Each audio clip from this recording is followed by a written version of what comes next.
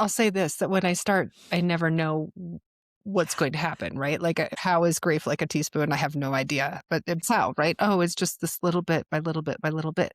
But I don't doubt, Lisa, that tomorrow I could write the poem Yeah. about today grief is a shovel and today grief Yes. is an excavator. And somehow I would find the truth of that too, right? So that's one of the most powerful things about poetry as a tool for showing up, as a tool for being present, as a tool for curiosity and wonder and helping us Yes. to move into what we don't know and see how vast this world is instead of telling ourselves this little one-track story. And Yeah. so how wonderful, potent, glorious it is to bring this poetry metaphor Yes. to this practice of showing up and meeting our grief. It continually, as I said earlier, opens us. It opens us Yes. again and again and again to what else is here, what else is here, what else is here, what is it today, what is it like, and not just today, what is it like this minute? Hello, my grieving friend. It's Lisa. Whether you're a longtime listener or you're tuning in for the first time, welcome to Grief is a Sneaky Bitch podcast. I'm so glad you're here. By now, you likely know I'm passionate about exploring the nature of grief. As a narrative therapy trained social worker, a grief activist, and a widow, I'm dedicated to helping us learn to be in relationship with our grief instead of running from it. In our modern culture, we've pushed grieving into the shadows, something to be experienced privately, causing us to suffer unnecessarily and in isolation. Grief is our human inheritance. It offers us medicine if we tend to it as a community. So together with my extraordinary guests, and this season answering your questions too, we're changing the narratives of grief, one conversation at a time.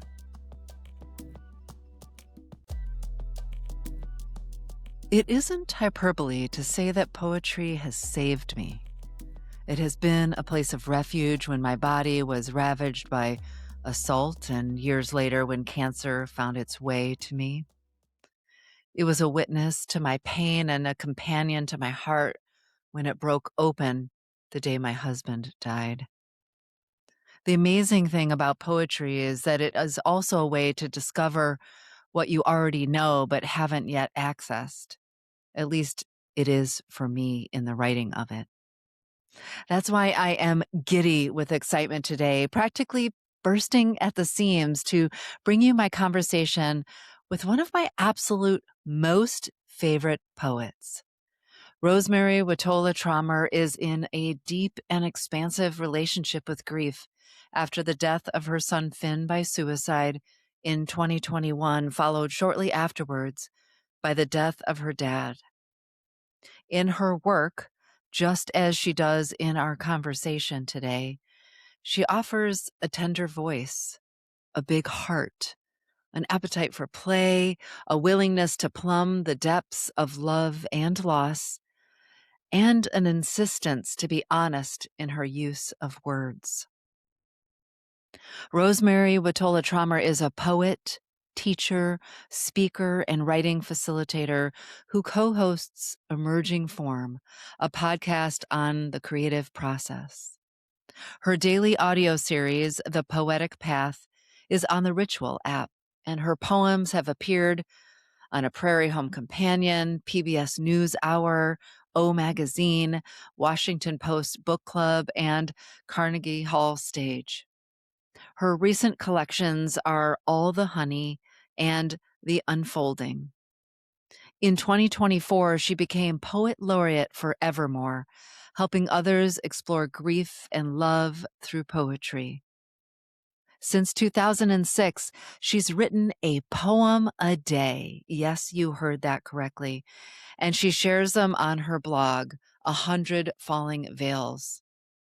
Her one-word mantra, adjust.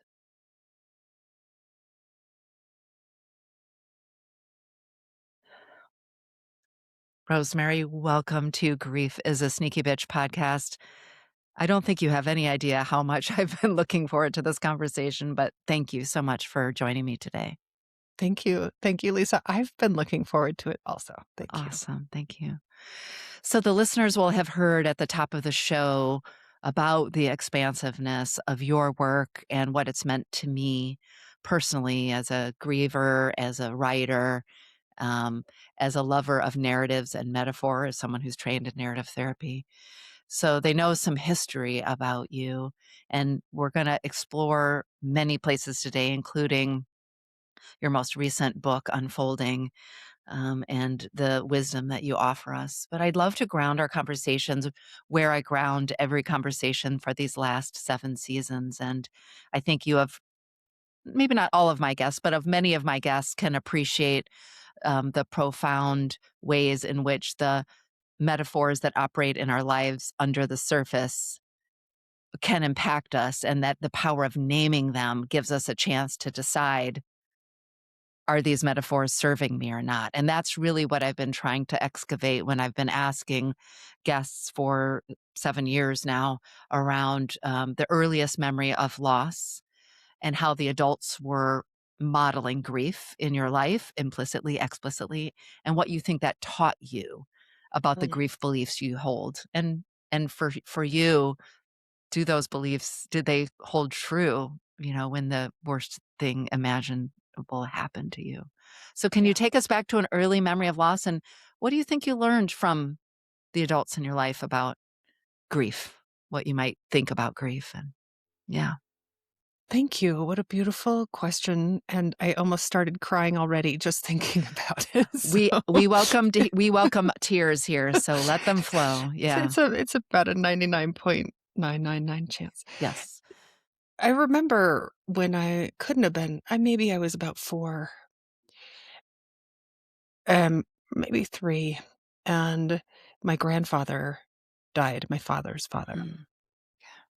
And it was the first time I'd ever heard, I think, of somebody dying. I think I must have Yeah. had a concept of what that meant, but and my mother had see, I'm gonna cry It's okay. out of gratefulness for my mom. So she called me and my little brother to sit on a chair with her. I have somehow a profound memory of the lamp that was hanging above us was a glass, Yeah. orange glass globe. Yes. And so mom was sitting in this big kind of easy chair, and I'm on her lap on one side, my brother on the other. Mm. And she said, Your grandpa died." And I said, "I think I'm going to cry." And that was a surprise to me. I Yeah. think I was shocked by that being the body's response. Yes. And I remember thinking ish as much as I could remember when I was 3. Yes. But I have some sense in myself now that I didn't know if that was an okay thing, Mhm. and, um, and if it were appropriate. And she said, "Oh, yeah, crying Yeah. is exactly what we do." Yeah. She just Yeah. held us. So I think with so much tenderness now of my mom Yeah. introducing me to this way of showing up for grief together in a Yes. quiet, comfortable place where whatever the response was, which at the time was tears. Look, no surprise, Lisa, that Yeah. my response still might be tears. Yeah. And although I think it's true, these tears are much more gratefulness for my mother and the Yes. Yeah. tenderness that she offered that moment, the humanity and the Yeah. connection that she brought to that moment. Uh, I'm so grateful for that. Yeah. Yeah. Well, tears are welcome here, and I've heard you talk across time and space that you welcome them too. And so, Yeah. just setting that as an example, and we might talk about that later. I so appreciate you naming the tears that accompany the kind of gratitude and tenderness Yeah. for that time, not just, of course, perhaps a longing or a grief over, your grandfather's passing, but what you named for all of us. You can imagine over 7 seasons, I've gotten a lot of different answers, Mm. many of which go along the theme of don't cry, stop talking about it, aren't you over it by now? Mhm. Hiding away the pictures, getting busy, all the kind of cultural themes that we inhabit, at least here in the West. But whatever the person's answer is, yours included, it strikes me so that people are dropped back into that early memory when I ask them the question and can Mhm. see how profoundly that lesson, even the implicit ones, shape how they think and feel and respond to grief as an adult. Yes. Yes. Y even the ones who haven't thought of that question in years have this sort of visceral, "Aha, no wonder I deny my own grief. That's what happened when I was a child." Yeah. Yeah, Yeah. yeah. So when I think about it's why I feel so strongly about the mission of, um, changing the narratives of our grief in this culture Mhm. because they aren't neutral, and you know this better than anybody. Words aren't neutral, questions aren't neutral, metaphors aren't neutral, and they cause us often to suffer so unnecessarily. Yeah. Yeah, in our grief, but I'm grateful for little Rosemary, 3-year-old Rosemary, that she, was welcomed into the sort of, sacredness of tears and honoring grief. That's really Yeah. beautiful. Yeah. Yeah. Thank you. Yeah. Yeah. I'm grateful Yeah. to my mom. Thanks, mom. Yes, thanks, mom. What's your mom's name? Do you wanna share it here? Her name is Or Julie. thanks, Julie. We appreciate you. Yeah. Well, today, of course, we are gonna explore grief, um, what it means to grieve as a mother. I want to bring Finn into the room with us in whatever way that you want. But given that you arrived at this place of grieving once you were already a poet and a writer, I want to start first back a step, which is to ask you, do you remember the first poem or poet you read? Perhaps the first one you wrote? And what comes into your body or your being when you remember why poetry? What did it gift you or spark in you or yeah. Yeah. Yeah, I do remember. Okay. I loved Shel Silverstein. I Oh, just loved him as a young girl, and yes. I have such a great memory of sitting on the couch with my grandmother, reading her the entire book, Where the Sidewalk Yes. Ends. She let me read her poem after poem after poem, but and just sat with me the whole time. Yeah. And I I think that what strikes me is that Yeah. these are fun poems. Yes. These poems are playful, and that every single one of them touches a deep, dark underbelly. Right? And so I Yeah. think that I learned, thank you, Shel Silverstein, Yeah. that we can touch the hardest things Yeah. in a playful way. Yeah. And to this day, I think, Lisa, I write a poem every single day. I've been doing that Yes. Which for we're gonna talk about today too. 19 Okay. years. Yeah. So a Incredible. long time. I couldn't do it if there were pleasure in it. Yes. And I know that this is a huge part of what pulls me back again and again and Yeah. again to the page is the pleasure of showing up and wondering what's here and And doing the it with play. language, Yeah. right? And the play and that How old were you then? Like, how deep does this go back into oh, your 4th grade. history? That'd be 4th Okay. grade. Okay. Mhm. Yeah. Yeah. And then my next role models were my next favorite poets were E. E. Cummings, Yeah. who was doing the same thing. That was in 8th grade when I met him, and I was, Yeah. I was like, "Oh, like, this is grown up. This is grown-up play with Yeah. poetry." And Yeah. then I met, in college, Gerard Manley Hopkins's work, and again, I was just kind of astonished, like, "Oh, and this is what you can do with words." So I think Yeah. that, Gerard Manley Hopkins with his terrible sonnets, and he wrote about the darkest depths of what is it to be human and how hard it is. Yeah. And he did it with such beauty, with so much music, Yeah. and that playfulness of what happens when we clink 2 words together and what happens then, and it just intention around the language. So I feel like my poetic heroes Yeah. have all been willing to really explore what can language do and how does the pleasure of language help us meet the least pleasurable parts of being alive. Yeah. Oh, I love the way that you just put that. How does it help us meet that? I've listeners will know if they're longtime listeners of the show or have read my work, how much I'm always interrogating, um, paying attention to the language we use, the stories we tell, to notice what I call be a should detective, to sort of notice where Right. we're sticking, we're getting stuck.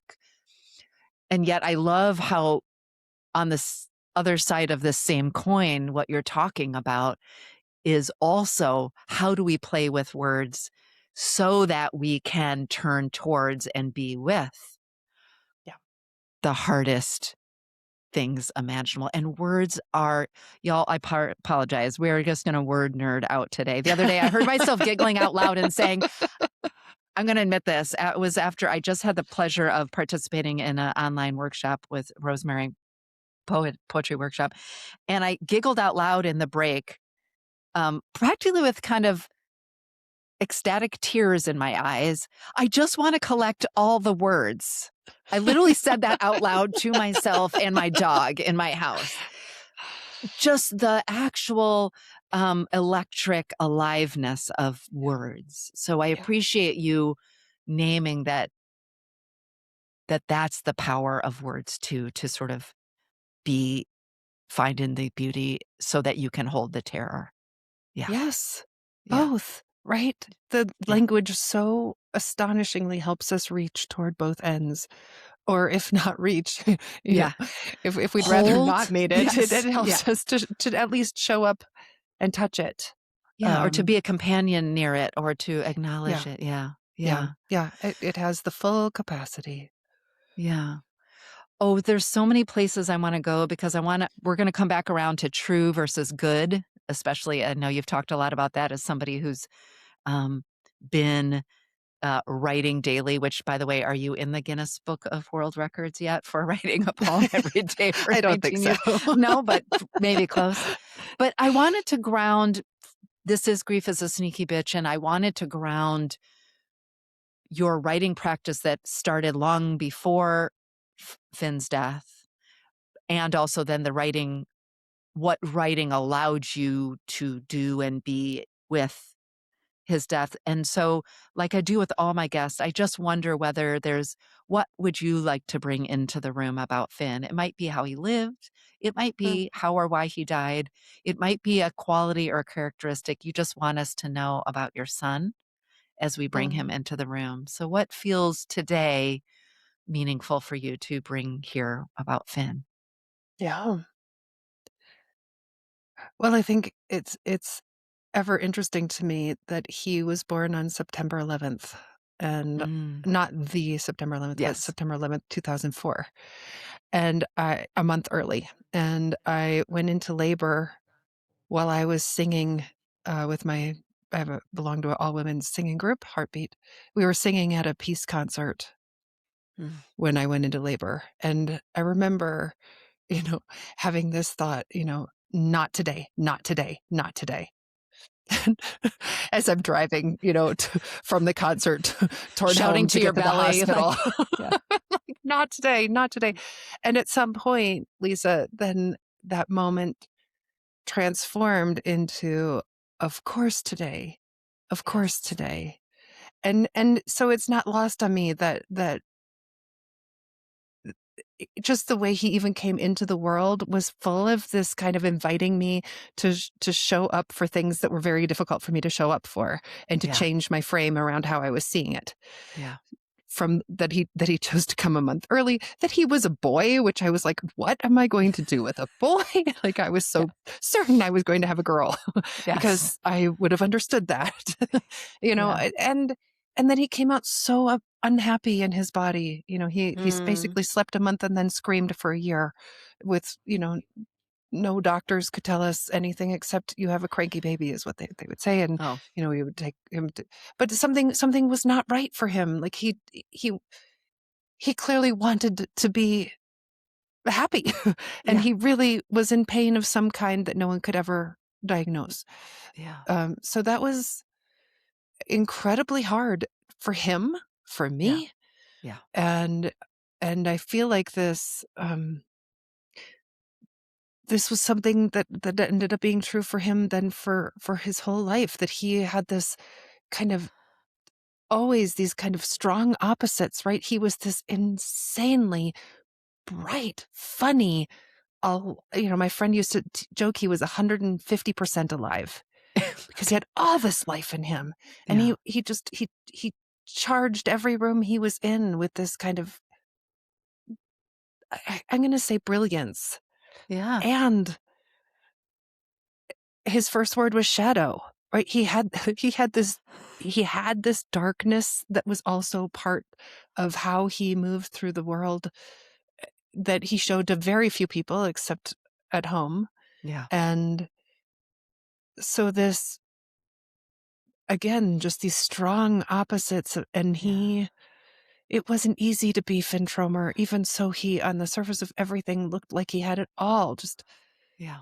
was brilliant with dance. He did hip hop and tap and ballet, and he Mm. built computers, and he played in a band, and won the fencing championship, and he like won the chess championship. Like he was this remarkable being. Yeah. Taught himself how to whistle. Like had no role model for that. But I feel like none of it was ever Yeah. enough. Like Yeah. anything he touched was not. He'd be satisfied for a moment and then had Yeah. this kind of insatiable longing for more, something Yeah. else. Um, Yeah. and so he chose to take his life just before his 17th Okay. birthday Yeah. in August of 2021. And in his obituary, I wrote how even though it was, to use a metaphor Yeah. that I'm not certain I agree with, but Yeah. even though it was his darkness that Yeah. eventually took his life, Yeah. made him choose to take his life, um, it's what shaped him into this radiant being also. Yeah. Like, I feel like Yeah. he had to summon that much light just to meet a day. Yeah. Yeah. So I wouldn't wish it away, which is a strange thing to say, right? Yeah. I Yeah. wouldn't I couldn't imagine him being any more wonderful of a human, even though it was hard for him Yeah. to be here, and it Yeah. wasn't easy to be his I mom, was but gonna say, and hard, yeah, maybe hard for yeah, you too. Yeah. although it Yeah. was the best gift I could have ever gotten to be Finn's Yes. mom. Yeah. Yeah. Yeah. Thank you for bringing Finn into the room, his brilliance, his creativity, his light, his shadow. Um, I just wanted to make space for him here and also just to name to you and to every listener who's lost a loved one, who's died by suicide, this and really for anyone who's died and they know that that person lived a kind of complexity in their life in whatever way that took. It's important to try, if you can, to be with the both. Yeah. I really appreciated the way that you acknowledged and named, even if you said maybe not the perfect metaphor of light and dark, just the both and. I mean, this Yeah. is what's literally tattooed on my body, right? The both Mm. and of our existence, and that you can see and appreciate his light even as he struggled with the dark. Yeah. Yeah. Oh, Yeah. well, it wasn't hard. He was radiant. It was radiant. It sounds like it. Thank you so much. Um, I heard across time and space, it's hard to keep track now because I've followed your work for a while and watched interviews and your TED Talk and different things. But I know, sort of thinking about how you carry Finn with you since his death. Um, you had a friend soon after Finn died say something to you that really shaped how you thought about how you might carry. And I think for all of us who've lost somebody, especially a child, we wonder, anybody, how will we carry them with us? Can you Mhm. share that story with our listeners a little bit? I Yeah. will. It's one of my favorite Yeah. stories Yeah. to tell because it did shape it shaped and shifted everything for me Yeah. right away. It was the day that Finn died. Oh. We were in Georgia and uh, we were helping my parents move into a new senior living community. And so as I was that night back at this place we were staying, and I was walking outside up and down the street in the dark. And I called my friend Wendy, or she must have called me, I guess. And she said to me, "Love Dove, he has given you his love light to carry." And the Mm, moment she said that, a firefly lit up right in front of my face, right on the word light. He has given you his love light to carry. mm. And I kind of gasped and laughed. I was like, "Wendy, you won't believe what just happened." And I told her, it just felt like this, well, beautiful sign, synchronicity, whatever Yeah. we want to call it. You can't make these things up, right? Like when life happens like that, are you going to ignore it? Yeah. And I said to her, "I'll never forget this." Yeah. 5 minutes later, I said, "Wait, Wendy, what, what was it? Because What also did I grief say?" brain. Because also grief brain. Yes. Right. Yeah. Then she reminded me, "He has given you his love light to carry," which, Lisa, was such an important framing right away for me to think, how do I carry his love light? Yeah. Yeah. What and not to know the answer to that, but to live into that question over and over, Yes. day after year after year. How do I carry his love light? What is that right now? Yeah. Oh, I love that you brought up this sort of real key. How do we live into the questions? Because I think one of the many things that we have in common is our approach to that, and also the power of metaphor that just, um, it's not about solving a riddle. It's about allowing you to have a container so that you can hold what is uncertain Yeah. and what you don't have or may never have the answer to, but it allows you to still contain it in a way Yeah. that is really meaningful. Yeah. I, I'm curious for you to let our listeners in on this. I mentioned earlier, I heard you say it in relationship to writing, of course, but I've been thinking, of course, about the way it impacts how do we show up and carry our grief. The difference between shifting your attention to from good to what is true. I think in the language of poetry and writing, it was sort of about the question you posed to yourself is, how can I write for what started out as 30 days, as I recall, which now turned into, a few decades or whatever. And the first thing you said is, I can't worry about writing what is good. I have to worry perhaps I could just write what is true, Yeah. which for those who are listening as writers may want to know more about. I'm curious, how does that show up in the instructions or the invitations you give yourself as a grieving mom Yeah. to be with your grief as true versus good? We'll be right back with more of this beautiful conversation.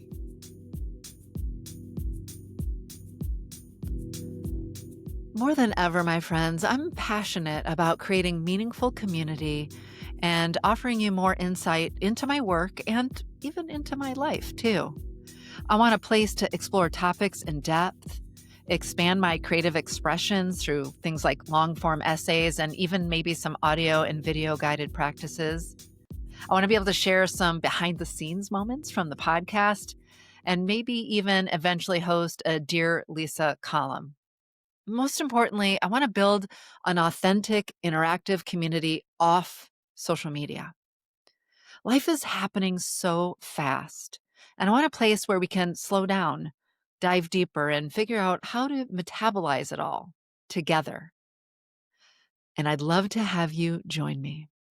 That's why I launched my Substack, AFCO with Lisa Keefauver. Now, if you haven't heard me talk about it in my book or from the stage, or maybe even here on the podcast, AFCO stands for Another Fucking Growth Opportunity.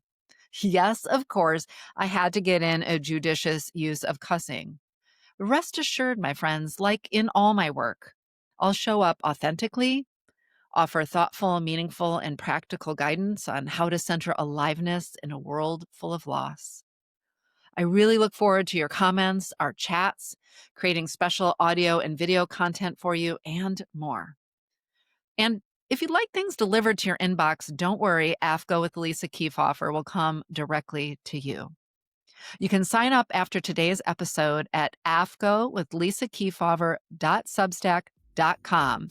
You can find it in the show notes, or if that's all too much, just head to my website, lisakefauver.com. That's a really interesting question. I think my first response is another little piece of advice that I Yes. offer myself and offer students is so many ways to do it right. Yeah. And I feel like that's part of the, if it's good, sometimes we think there's one way to do it. Yes. If we know so many ways to do it right, now we know that however we show up, however we write the poem, however we Yes. show up in this moment, if we're laughing, if we're sobbing, if we can talk about it, if we can't talk about it, if we think we can, however we do it, this is the right way to do it. That's the way to do it because that's what's happening now. And I think if I had any, I think it's interesting the way you said it. I think you said what you didn't say what rule do you have for yourself. It was what advice do you? No, what did you say? Like Do you remember your exact invitation, question? invitation, like Well, what that's my favorite I word. know. That's one of the many reasons I think we're destined to be friends. But yeah, sort of like, what is that invitation to yourself? Not the demand of yourself, but the Yeah. invitation. I Yeah. think the invitation that I gave, not so much to myself, but to the world, Yeah. was open me. And Mm, like after Finn died, I wanted to feel everything. I just wanted to stay open to every single part of it. yeah. I would go see it, I have such great friends, Lisa, and Mm, people would offer me, can I give you a massage? Could I do energy work with you? Could we whatever? And I yeah. would go see that. I just said yes to everyone who offered anything. Which, by Just the way, it is was a my blanket yes. advice. That is my advice. Be willing to ask for and receive help. Thank Yeah. goodness. I mean, Yeah. I don't know how anyone does it alone. I Yeah. certainly could Well, we're not not have. meant to be. We're not meant to. Yeah. And, Yeah. and so everyone who'd say, "What can I do for you?" I would say, "Open me, open me." It was Yeah. my request of, friends. It was my request of God, the world, Yeah. Yeah. I don't know what to, the divine. My ideas around God are maybe not, are more amorphous than, um, Mm, me too. Yeah. so, than maybe what some people would say about God. But to the extent that I pray, Yeah. my prayer was Yeah. open me, open me, open me, and help me feel it all. So Yeah. that was my invitation to myself was feel it, Yeah. Yeah. really Which is be what here was for all of true. it. That's And that's that's about what was true. yeah. There was no other way for me to do it. And people would say, well, you don't really have to feel it. You don't have to be open all the time.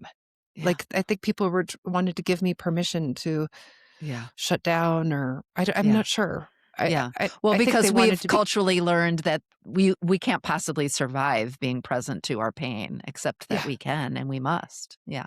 And Lisa, I'm having this memory. I don't know that I've really talked about this with anyone, but it's such a strong memory. I knew when I was grieving how my heart was so engaged, like physically. I felt it. Yes. And in fact, I felt like a constant squeezing around my chest like this. Y At yes. first, I thought it was a fist, and then I was like, no, it was more like holding me together, just like this grand hand that was holding me together, Mm. and I was aware of it, that compression, I was aware of my heart itself, like, I knew it was there in a very Yeah. embodied way. And there was a moment when I had I guess it was probably like a panic attack, Mhm. where I was crying so hard and I couldn't quite calm myself down, and I couldn't breathe very well, and it was terrifying. And I remember thinking, and I was getting myself, I don't know, I was getting myself worked I up, know. or I was getting worked up. I'm not sure which is more true to say, how much agency was in it, but I became aware at some point Yeah. that I didn't feel my heart. And I was like, oh, this isn't the heart's Yeah. work. This is something else. And I sat outside on the porch. Yeah. It was dark, and I sat outside on the porch and felt for my heart and waited Mm. for that awareness to return. Um, that very embodied, Yeah. open, willing, carried Yeah. feeling. Yeah. And just so interesting to notice then. It was so strong, it was so powerful, that awareness that the one of these was in service to grief, and the Yes. other one, and to Was life even, yes. and the other was not. No. The exact opposite. It was to push it away. In Yeah. fact, it was the opposite. Yeah. Yeah. Yeah, Yeah. Oh, well, wow. That just gave me the goosebumps. I think there was the, visceralness, you tending to the embodiment of your grief. But I also heard in that something that I've found over and over again in the themes in unfolding, something around sort of the themes of surrender and acceptance for what is, yeah, and the trouble that comes when we push away or cling too tight, and also the theme that you described as you were having this panic attack of um, the extraordinary power of paying attention, which is also a theme that runs along the in your book and runs along the work of I noticed it was my heart that was telling me something, and then I noticed in this experience that I couldn't access my heart, and to yeah, pay attention to that, and then to bring intention to your attention and bring it back to your heart. right, What a powerful practice. Yeah. yeah, But that takes noticing, and that takes a willingness to be in surrender to what is. Yeah. yeah. Well, I think that's exactly it, friend. I mean, it wasn't necessarily pushing away this other thing, right? It was Yeah. happening, Yeah. but it was noticing Yes. That it was what is happening. happening. Yeah. And what is present here and what isn't present here. So Yeah. it was very, it Both. didn't happen again. Interesting. It didn't happen again. Yeah. Well, I don't want to presume that this is an inner lesson for you, and yet I can imagine that um recognizing that turning back towards the heart when it's trying to get your attention um maybe was a welcoming home, and so the need to sort of escape into that other place maybe Yeah. isn't so much. There's so many poems I would love for you to Can read, and I can don't I know if say oh, one yeah, more please, thing about that? I'm sorry. please, no, I didn't mean to please. interrupt you, but it occurs to me that I feel like it's important to say that, to when I felt very present in my heart, that's not to say it wasn't deeply, deeply painful or Of course horrible, right? not, of course not. It wasn't to say that it felt nice or comforting, or I don't wanna sugarcoat this at all, right? Yes, Like, I feel like when I was present in my heart, I was able, with that intention, to touch the hardest places and yes, to meet them in, I'm gonna just say, I don't know. a clean way. I don't know if that's right, but with well, that's what I'm going to say. A clean Yeah. way. A kind of a Um, clean, honest. and an Yeah. honest way with it, just very authentically Yeah. meeting the pain. Whatever else Yeah. was happening was like this other layer of pain that was somehow hyped, optional. I'm not sure how Yes. else to say this, but Yeah. I don't mean to say that I think you understand. Yeah. I don't need to tell No, you I again. appreciate that. And, I've touched on this with other guests before. And is this, we hear a lot of be with your pain, turn towards your emotions, et cetera. And I want to talk about it. Actually, that was what I was leading to. There's a couple of um, poems that I think, well, many, but that touch on this is I never offer that invitation lightly, meaning I'm not sugarcoating that you just get with your pain, that you just sit in your grieving heart and it's some sort of blissful encounter. I just know from my experience that that is the only way through. Otherwise, that emotion will linger in a kind of dark shadow in the presence of your life. And so I appreciate you don't consider that an interruption. I appreciate you calling out that when we turn with honesty towards the hard parts of our heart, towards our grieving heart, it's not necessarily that we're going to have a divine light and angels are going to sing and that we're going to No, kind no, of no. feel of Yeah. lightness. In fact, it's going to feel very messy and hard.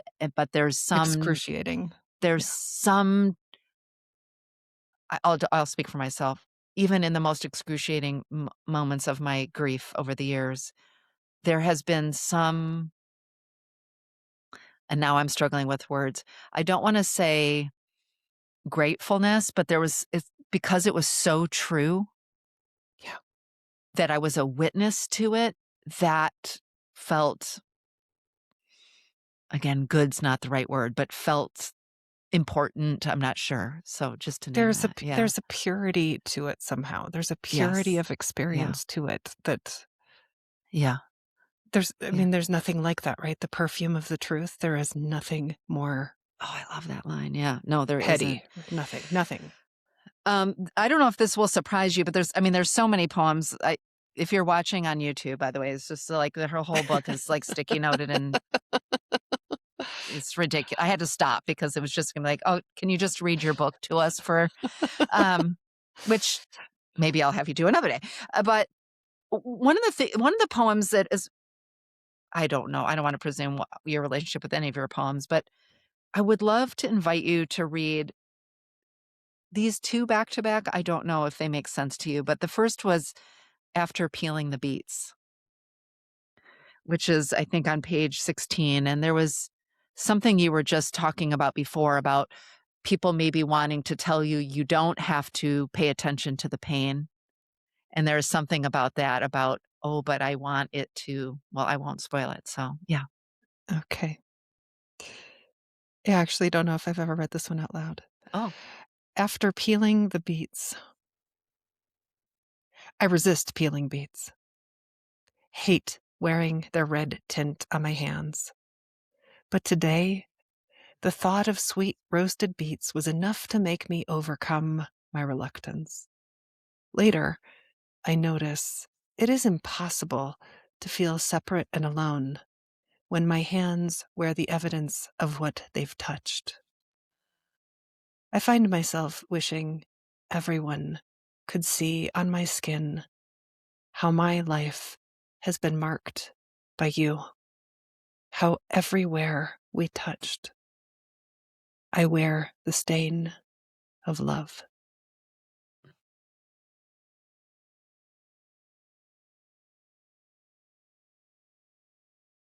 I wonder how that felt to read aloud since you hadn't.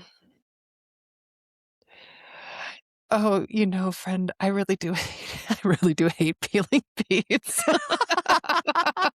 Well, I really do hate this that. is really the both and metaphor, the both and of being with our grief. It's like, And right, what could possibly be better than your hands just stained stupid red, right? Like, yes, isn't that how grief feels? Like we have yes, just stuck our hands in yes, blood in the in the horror of it, in the Yes. awfulness of it, and just and now we're wearing Yeah. that, Yeah. and not just the grief, but the love too, Love. and I think, I remember especially in the beginning, I'd be like, nobody knows. I'm walking down the street and no one knows Yeah. just how fragile this is. This This woman life. walking Yeah. down the street looks like a woman walking down the street, but really it's just this broken, open, throbbing, Yeah. naked heart. Yeah. And and yeah. Anyway, and then also I think, I was like, would it be good for someone? Like, we don't wear black anymore. I Nobody know. would know. How would anybody Well, know? But that's there's no this is marker, yeah. right? Yeah. Yeah. Yeah. And how would anybody know how deeply in love we are with someone, how Yes. deeply we love someone, and how that person, I think of it all the time. I wanted to get a tattoo actually of Finney after he died. I was going to have his ashes made into, a tattoo and Yeah. have a comment of him. And I almost did. And then I didn't, in part because I thought, oh, every single part of me, every cell of me is tattooed Yes. by Exactly. him and Yeah. my love for him. He has tattooed, stained, Yes. changed, transformed not just him, but the love that we had together. I mean, he was such a loving, loving, loving human. He loved so deeply, so much. Mm. And Yeah. yeah, that His love love has light. utterly Yeah. changed me. Yeah.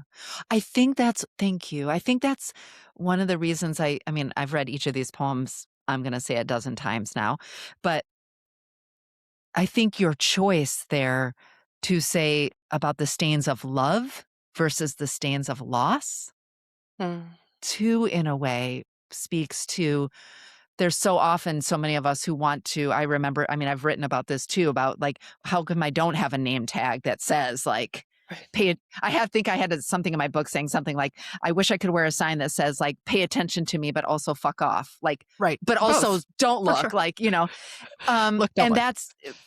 that's that kind of pull around the loss, and yet you chose to name it around you to show the stains of love, and I think, um, it's that duality of the both that we Mm, can ourselves as grievers, but also as showing up for other people, lose sight of the depth of the loss is so intimately tied to the depth of the love, and yeah, yeah. mhm. I Yeah. wonder too again, there's so many, but I wanna talk a little bit more about the writing practice, what you've learned about writing, I think you shared a story across time and space about when is it too soon to write? But Mm, one of the other poems that I thought might resonate as we move into that part of the conversation was, How Healing Happens, mm, which I think is page 30. And I wanna name as you're finding your page there, you also have another poem, speaking of sort of wearing the signage around warning labels, yeah. which I feel is also, in keeping with, yeah, like, how do we show what it means to be human and what it means to come into the orbit of somebody who's really feeling into the full humanity of life. So anyhow, Yeah. you all have to check that out. Yeah. Might be too much for some. Um, Yeah. so Yes. this poem is called "How the Healing Happens," and I'll maybe just say one little thing about it Yeah. before I read it is that when I did get back into writing after Finney died, and we could talk about that after this, but Yeah. one of the most potent invitations I gave myself each time I'd sit down, I would begin with this phrase, "Today grief is." Yeah. Which I And love. it was almost always a noun, a metaphor that I was filling it in with, right? Today, grief Yeah. is a cottonwood tree. Today, grief is a river. And this one began with Yeah. today, grief is a teaspoon. So that was the Yes. Yeah. genesis of this poem. Okay. How the healing happens. Again today, I dig with my teaspoon into the soil of sorrow. It is said there is healing water somewhere below. Perhaps I wished for a shovel. Perhaps there was no shovel to be found. Perhaps I did find a shovel, but the work was too heavy, too hard. It is not hard to dig 1 teaspoon at a time. Anyone can do it.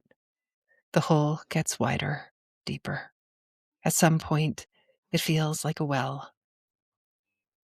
It is easy work. It's the hardest work I've ever Mm. done. I thirst. Yet what heals us is not only the promised water. What heals us is the work itself, dry and slow. 1 spoonful, and another spoonful, and another parched spoonful, Mm. and another.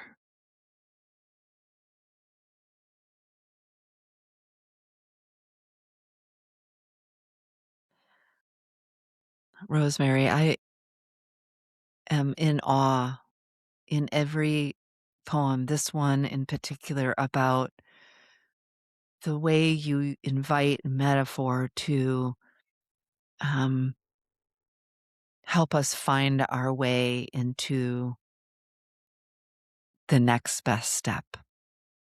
I think about David Whyte's Start Close In poem all the time, Mm.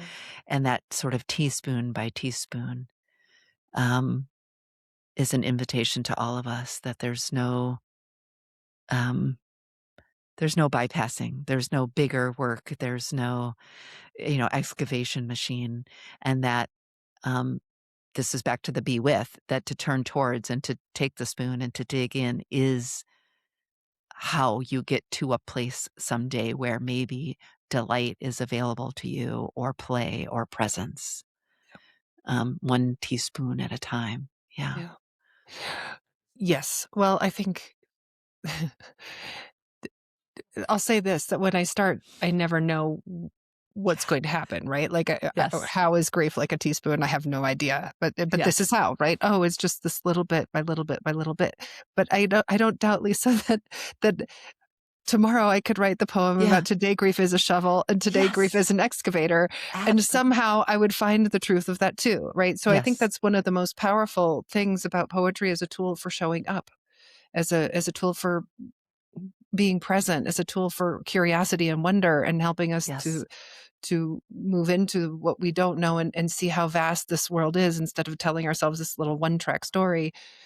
Uh, if ah, uh, I can easily imagine right now that today grief is an excavator, and it just shovels Yes. up the whole damn thing. Like, Yes. just everything goes to, it's all gone. Like, Yes. once it was here, and a second later it's all gone, right? Like, I Y just feel like that's also true. And Yes. and Yeah. so how wonderful, potent, eh, glorious it is to bring this poetry metaphor Yes.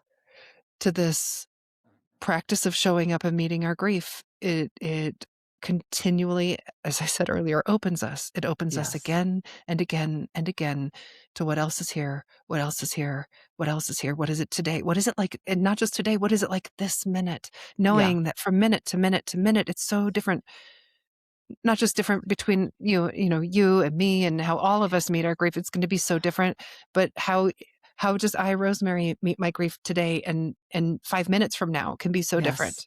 Yes. And just the way then that the poem allows it to be whatever it is in that moment, Yeah. true right now. Or like, even in this poem, the paradox of, it's easy work. And Actually, it's the also the hardest work hardest I've ever work. done, right? Yeah. Like, and they're both true. Yeah. They're both true.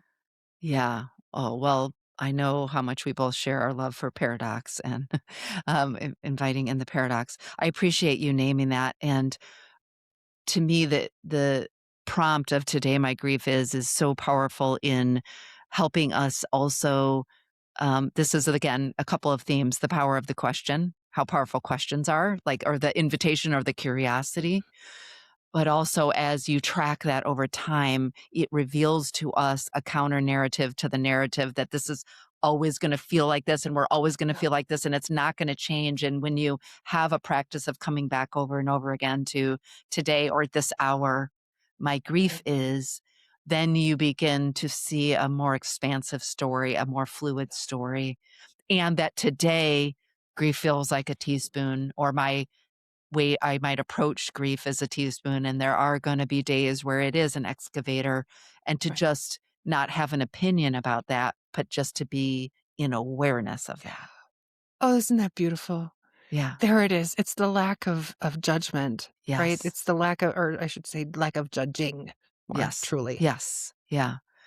I often speak of, I mean, this is why, again, I think the alignment in the way we're thinking about things, I use the word invitations in my writing, in my work with individuals, um, and also this idea that whatever is coming up for us in the as we name or recognize the emotions or our embodied experiences, um, is not good, neither good nor bad, just information. Just information. This And is what what if it we is. treated it as information? Again, that comes back to the theme, your poem on surrender towards peace. It feels to me those themes are very much around arriving with a kind of grace. Even your poem, Self Compassion, which I loved. I don't know if any of those speak to you as something to read, but they all seem to me to come around to that theme of the kind of honoring that we might allow our grief and our lives to be if we can be in that place. Yeah. What did you learn about self compassion? We'll be right back with more of this beautiful conversation. Now, as much as I love hosting this show, and I absolutely love it, what I love perhaps even more is being with grievers, both online and especially in person.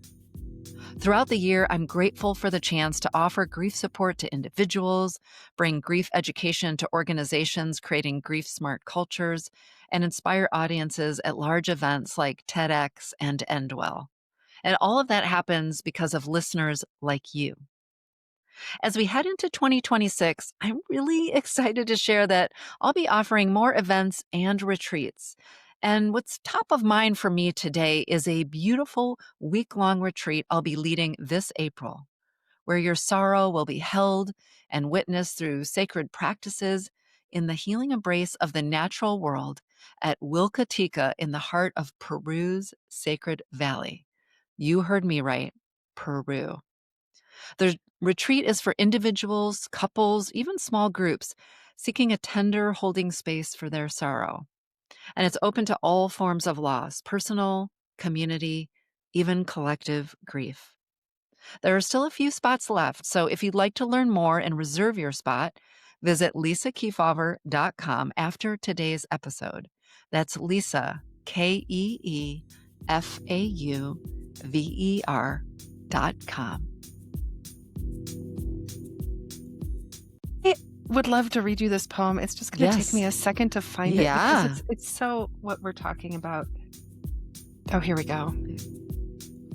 This one is from an earlier book, All the Honey, that was Oh, yes. written So just beautiful. before, just after. Well, these are the first poems that came after Finn died. Yes. And by the way, 3 months later, my father. So it was That 2021 was, wow, such a difficult year. Yeah. Yeah. Um, and so this poem is called Meeting Your Death. And I guess I'm thinking of it in terms of self-compassion. Like, Yes. oh, this is what it is. This is what it is. This is what it is now. Okay. Yeah. Meeting your death. Okay, and now one more little Yeah. story No, going you're into it. okay. I think part Please. of the reason that this poem, well, I know in fact that the reason this poem happened was because I was reading the astonishing, gorgeous work of Gregory Orr, who does such Oh, stunning, and his poems absolutely saved me. But I was really jealous of him because he had um, this poem in which he says, the poem's called This Is What Is Bequeathed Us. And the poem says, the beloved's clear instructions turn me into song, sing me awake. And I remember thinking, I don't have any clear instructions. yeah. I want some clear instructions, but I Please. wasn't getting them. So this is my Yes. response, I suppose, called Meeting Your Death. Because there are no clear instructions. I follow what rises up in me to do. I fall deeper in love with you. I look at old pictures. I don't look at old pictures. I talk about you. I say nothing. I walk. I sit. I lie in the grass and let the earth hold me. I lie on the sidewalk, dissolve into sky. I cry. I don't cry. I ask the world to help me stay open. I ask again, please let me feel it all. I fall deeper in love with the people still living. I fall deeper in love with the world that is left, this world, with its spring and its war and its mornings, this world with its fruits that ripen and rot and reseed, this world that insists we keep our eyes wide, this world that opens when our eyes are closed. Because there are no clear instructions, I learn to turn toward the love that is here, though sometimes what is here is what's not. Mm. There are infinite ways to do this right. That is the only way. Mm. And I think it takes self-compassion, right? It takes that, like you were saying, the ability to just not to judge it, Yeah. but just to notice, oh, sweetheart, this is what's here now. This is what we're doing now. Now we're crying. Yeah. Oh, Yeah. now we're not crying. Oh, now we're laughing. Oh, now we're sobbing. Right? Oh, now we're And not talking. Oh, now we can't stop talking. yeah. Whatever it And is. to bring a kind of self-compassionate noticing versus Right. a story that we often Right. construct. Right. Oh, I'm I hear supposed to right, be. I'm supposed to be or I didn't used to. I hear a lot from people, I'm going backwards. Like there's a layer of story versus and we think if we can construct a story, then we can bully our way back into doing Oh, it right. right. But and that we know doesn't happen. I had a meditation teacher when I was going through some difficulty with a over the last few years with a family member with very severe mental illness, and then my own cancer diagnosis, and felt myself crumbling apart and going backwards. And how can I be here again? I'm using air quotes if you're not watching me, Mhm. watching us online. And she would remind me of that beautiful practice of placing my hand on my heart and to say to myself, "Oh, sweetie, of course it is. How can it be any other way?" Right. And I use that so often, and invite us to use that so often. This isn't a kind of defeatist. This doesn't mean we're going to stay here in this emotional state. And yet it means that if we can tend to it, then feels seen and it might be on its way. Right. Yeah. No, I so appreciate that.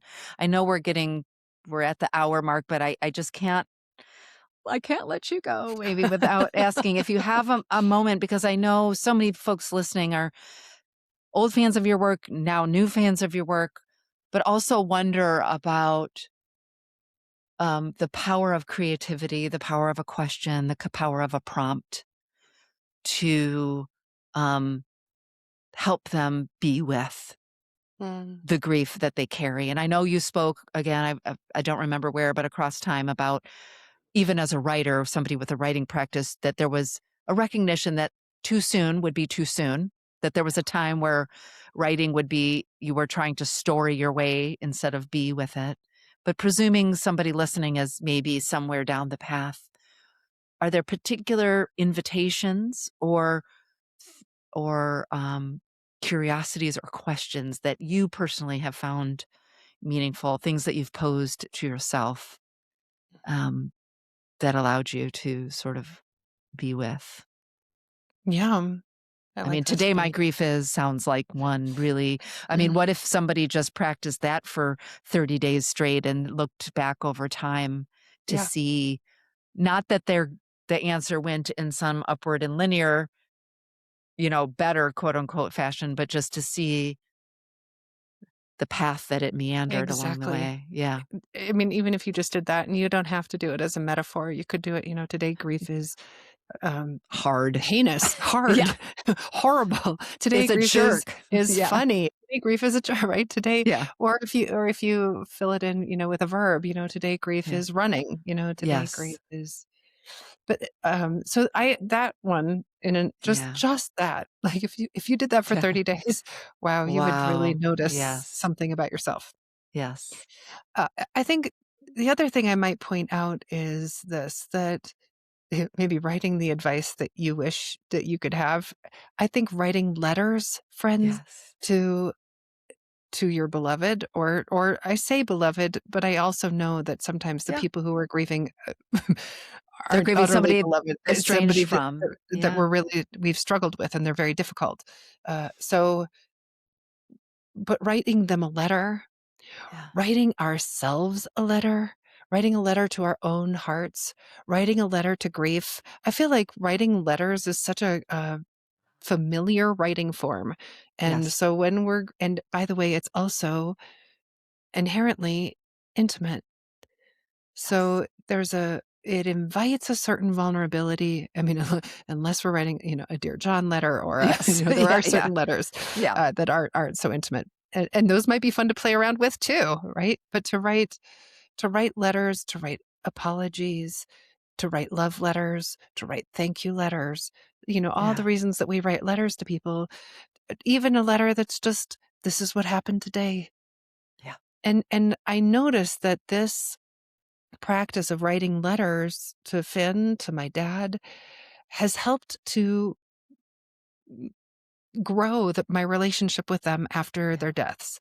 Yes. So that, and I don't, that was not something I knew before I knew it, right? I didn't know that a relationship could continue to grow after someone died. Yeah. So this is a beautiful way, and I'm going to say a fairly simple way Yeah. to carry on and continue to grow that relationship. I'll also say this, that not just the what, but the how, to write in community, Yeah. to write with other people. I'm ever astonished, Lisa, at the beauty, the intensity, the authenticity, the mm, generosity of writing with other people who Yeah. are grieving, Yeah. and to bring ourselves into these circles, whether they're online. I lead through Evermore, which is a beautiful grief organization, a bereavement organization. I lead every other month writing circles, but there's Yes. so many ways to do this, with just finding another person, one other person, two other people, and just coming together and maybe reading a poem together and talking about it, and then doing our own writing. Yeah. This is so potent. I guess the last thing I'll say is that I noticed really two kinds of writing. I didn't know this until I did, that there's a writing about the person, and not just Yeah. people. I understand that grief is Yeah. sometimes Of there's other course. kinds of grief also, but Yes. writing about that relationship specifically, whether it's a letter or about them.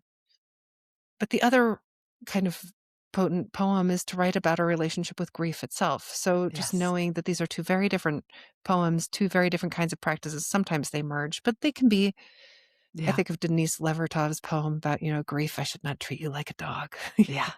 under Yeah. the porch. Yes. It just how she when we allow ourselves to be very curious about this relationship with grief and how it changes, like that teaspoon Yes. poem that we read, Yes. Exactly. right? So that's one where I'm really like, okay, this is what it's like to be with grief today. But so just two very Yeah. different writing styles, two very different ways to approach meeting this loss. I love that so much. I've been a long fan of letter writing, both to Eric, to myself, to younger versions of myself, Mhm. the version of me that didn't know what this version of me would face in the Right. world.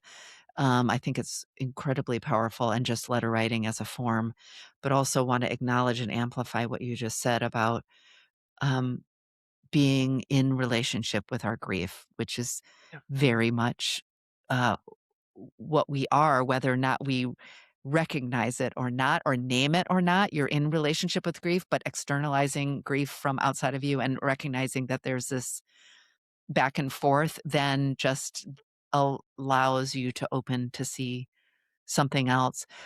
I'm curious.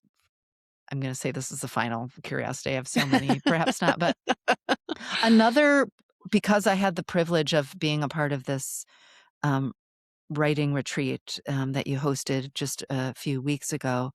One of the prompts that you offered to the room, and I can attest to the power to what you just said about the generosity and the vulnerability and the beauty of writing in community, um, was, and I say this selfishly because an extraordinary poem I didn't know was there came out of this prompt, was write about a hard thing, but write about it in the third person. Mhm. And I wonder, because when you're talking about letter writing, you're sort of talking about writing from yourself to somebody. What do you notice about what writing from the third person offers us or teaches us? How is writing from the third person a teacher? I also know you're always looking Right. out at who the teacher is in our lives and what the Right. teacher is. What is, I yeah, would say, Lisa, that some of the hardest to write poems I've ever written, I did so only because I could put them in the third person, which is to yes, say I could witness myself as if I were another. yes, yeah. And this is how do we trick ourselves this way? And yet we do, right? I know. We really know we're writing about ourselves, but Yeah. something about putting it in a she, he, they, Yes. so to say, how did she meet that moment, right? What did she do when she found this? How did Yeah. she see herself after this loss? Yeah. First she woke up and this is what she did. Yes. And I'm just so grateful for the mind being so easily tricked I know. because because it really does help us to touch the things that are hardest Yeah. to touch when Yeah. we're not writing about the I. And I often think, when you're writing about the I, then we're the hero of the poem. And of course, the ego always wants to be the hero and wants things to Yes. go well for us. But that moment that we step into a narrative role, it's almost as if we understand that the very best stories have a lot of tension Yeah. and we're able to meet them then, these Yeah. stories, Yeah. with that little bit of distance, that little bit of curiosity. Oh, what's going to happen next? And what is she going to do now? And how is she Yeah. going to meet this obstacle? Yeah. Knowing it's so helpful to just write about ourselves this way and give Yeah. ourselves that little bit of grace of not having to be the hero of the Yeah. Oh, I love that so much because you brought out even another layer that I hadn't anticipated so much in my work and, as a narrative therapy trained social worker is helping people externalize what they call the problem story. So thinking about your depression sitting in the chair across from you talking with it, or to invite people when they are noticing a kind of critical inner narrator to sort of ask the question, would you talk to your best friend with that mouth? Right. right. So there's the distancing that we do with the third person so that we can bring grace to ourselves. But in what I heard you say too is that third person also can allow us to witness maybe the grittiness or the, Totally. complexity or Right, those take her down to the other. bottom. What are the best stories, right? The best stories, Yeah. they go to the freaking bottom. Yes. Yeah. So Yeah. the narrator just wants it to be a good story. The Yeah. narrator knows that it's gonna be okay, right? Or that it won't be, Yeah. or that But it that we won't can be be, present and to that be in that it. can be an incredible story too.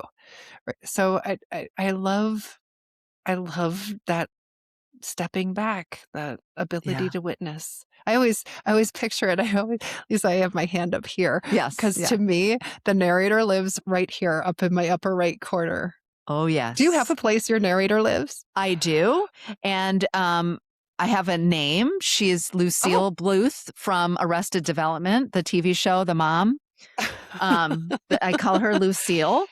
And she lives in my left lobe up here for some reason, which by the way is the side of my body that I had cancer on. I wonder about that. But anyhow, Oh. I know. But yes, I often I will inevitably sort of tap my temple when I hear her talking smack, when I sort of catch Oh. her and I sort of go like,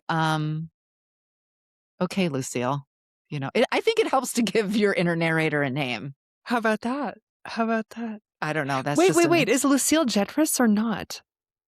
Lucille's not generous. That inner narrator, that's my inner narrator that I don't care for, that I try to catch. She's the one that Okay. inner narrator is my sort of alter ego, the one who tries to knock me Okay. down a peg. Yeah. That's the inner Okay. narrator.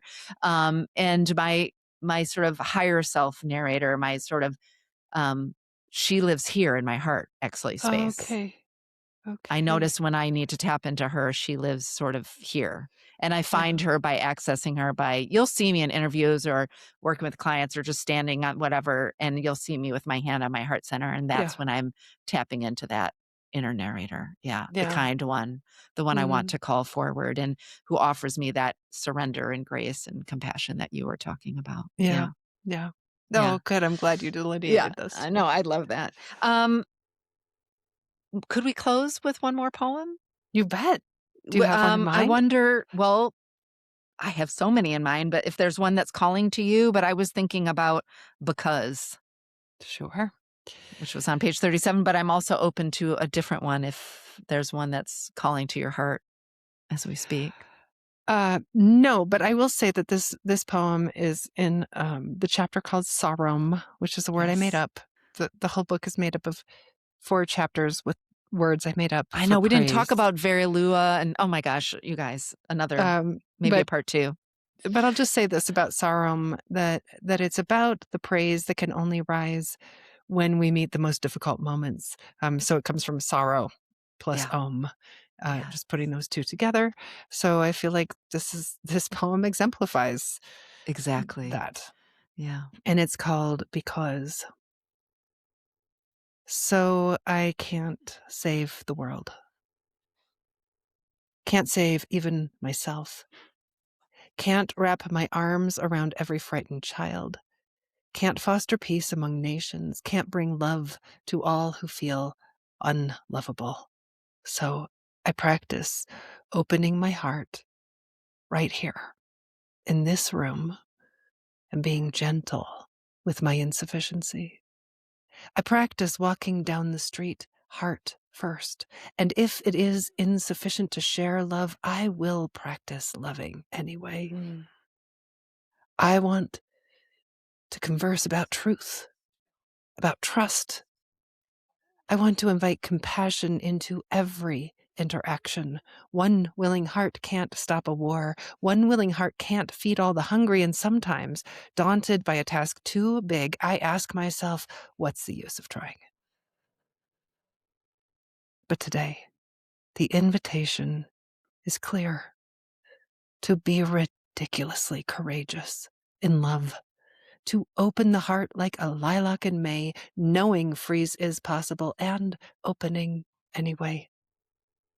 To take love seriously, to give love wildly, to race up to the world as if I were a puppy, adoring and unjaded, stumbling on my own exuberance, to feel the shock of indifference, anger, cruelty, fear, and stay open to love as if it matters, as if the world depends on it.